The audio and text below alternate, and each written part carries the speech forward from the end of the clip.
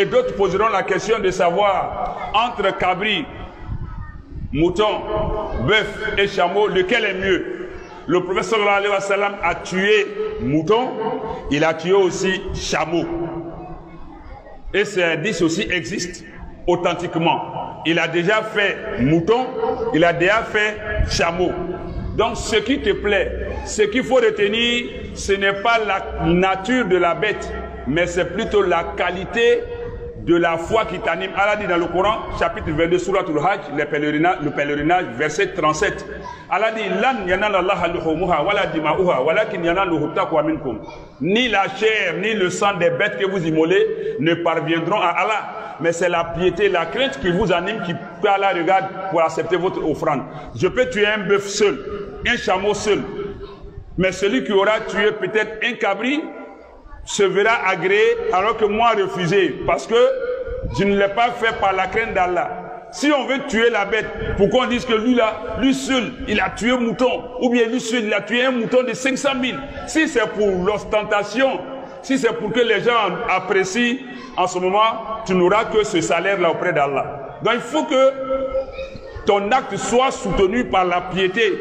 Parce que ce n'est pas Allah qui va manger la chair. Ce n'est pas lui qui va consommer le sang. Tout reste avec vous, mais c'est la crainte qui t'anime là que Allah va regarder. Donc ça ne sert à rien de faire de l'ostentation en montrant au quartier que moi, mon mouton, il est plus coûteux que les moutons de tout le monde.